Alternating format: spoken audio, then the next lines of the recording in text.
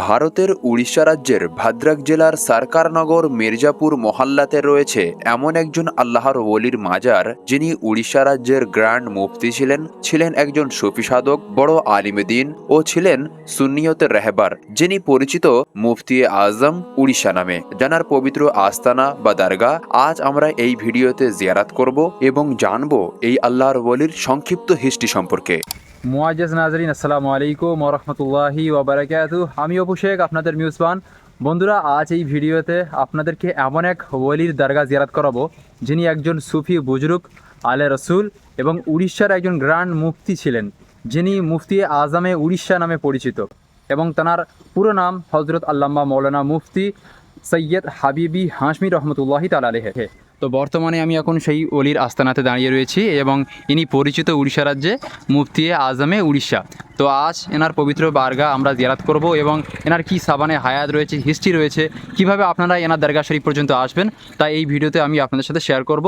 তো ভিডিওটি স্কিপ না করে সম্পূর্ণ ভিডিওটি আপনারা শেষ পর্যন্ত দেখুন। আশা করি এই অলির আস্তানা শরীফের জিয়ারতের ভিডিওটি আপনাদের ভালো লাগবে। তাহলে চলুন বন্ধুরা, জিয়ারত করা যাক মুফতি আজমে উড়িষ্যার পবিত্র দরগা।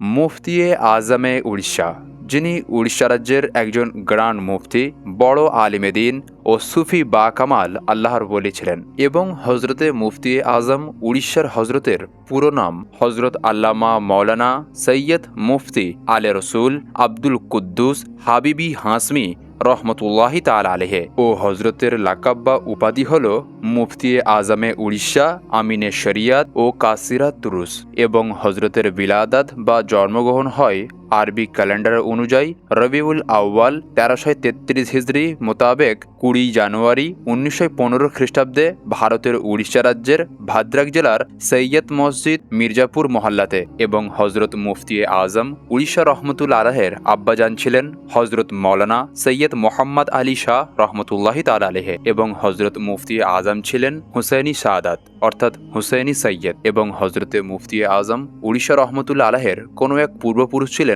একজন মহান আল্লাহর ওলি, যিনি উড়িষ্যা রাজ্যে পরিচিত হজরত সৈয়দ শাহ দরিয়া রহমতুল্লাহি তাআলা আলাইহি নামে। এবং বর্তমানে আপনারা এখন যে মাজারটি দেখতে পাচ্ছেন, এটাই হলো হজরতের কোনো এক পূর্বপুরুষের মাজার, যার আস্তানা বা দরগা রয়েছে উড়িষ্যার ভদ্রক জেলার সরকারনগর মির্জাপুর এলাকাতে। এবং এছাড়াও হজরত মুফতি আজম উড়িষ্যা রহমতুল্লাহ আলাইহি মাত্র 12 বছর বয়স থেকে তিনি এতিম হালাতে দুনিয়াতে জীবনযাপন করেন। এবং হজরত মুফতি আজম উড়িষ্যা রহমতুল্লাহ আলাইহি তিনি বায়াত গ্রহণ করেন আলা হজরত আশরাফি মিয়া রহমতুল্লাহ আলাইহির পবিত্র হাতে। এবং হজরত খেলাফত ও ইজাজত পান হজরত মুজাহিদে মিল্লাত মৌলানা হাবিবুর রহমান কাদরি রহমতুল্লাহ আলাইহির কাছ থেকে। এবং হজরত পুরো জীবনে হজ উপলক্ষে একবার মক্কাতুল মুকাররমা ও মদিনাতুল মুনাওয়ারা জিয়ারত করেন এবং একবার বাগদাদ শরীফ বড় পীর আব্দুল কাদের জিলানী রাদিয়াল্লাহু তাআলা আনহুর পবিত্র রওজা মোবারকও জিয়ারত করেন। এছাড়াও হজরত পুরো জীবনে দ্বীন ও ইসলামের বহু খিদমাত ও আহলে সুন্নাত ওয়াল জামাতের বেইনতাহা প্রচার করেন,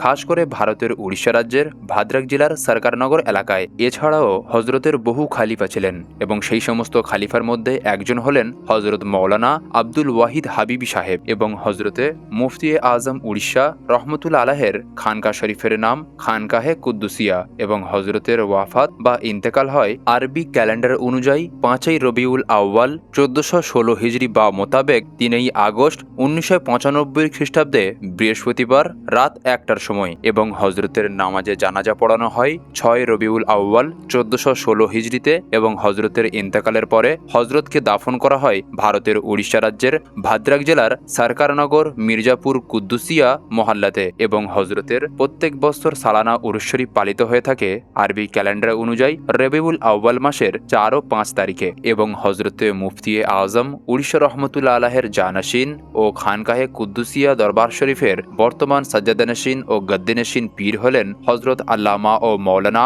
মুফতি আলে রসুল সৈয়দ হাবিবি হাশমি মাদ্দাজিল্লাহুল আলী। এবং বন্ধুরা, আপনারা এখন যে মাজার শরীফটি জিয়ারত করতে পাচ্ছেন, এই মাজার শরীফটি হলো মুফতি আজমে উড়িষ্যা হজরত আল্লামা ও মৌলানা সৈয়দ মুফতি আলে রসুল আব্দুল কুদ্দুস হাবিবি হাশমি রহমতুল্লাহ আলাইহির পবিত্র মাজার শরীফ। এবং হজরতের মাজার শরীফের ঠিক ডান দিকে এখন যে মাজারটি আপনারা দেখতে পাচ্ছেন, এই মাজার শরীফটি হলো মুফতি আজম উড়িষ্যা রহমতুল্লাহ আলাহের স্ত্রী বা জওজার পবিত্র মাজার শরীফ। এই আস্তানা বা এই দরগা শরীফে টোটাল 2টি মাজার রয়েছে, যা আপনারা এখন জিয়ারতের মাধ্যমে দেখতে পারবেন। এবং আপনারা যদি এই কুদ্দুসীনগর হজরত মুফতি আজম উড়িষ্যা রহমতুল্লাহ আলাহের পবিত্র আস্তানা বা দরগাতে যদি হাজির দিতে চান, তাহলে আপনাদেরকে আসতে হবে ভারতের উড়িষ্যা রাজ্যের ভাদ্রাক রেলওয়ে স্টেশনে। এই ভাদ্রাক রেলওয়ে স্টেশন থেকে আপনারা অতি সহজে অটো বা টোটো পেয়ে যাবেন। এই অটো করে আপনারা যদি সরকারনগর পর্যন্ত আসেন তো মাথাপিছু ভাড়া নিচ্ছে মাত্র 30 টাকা। আর এই 30 টাকা খরচ করে আপনারা অতি সহজে ভাদ্রাক থেকে সরকারনগর পর্যন্ত পৌঁছাতে পারবেন।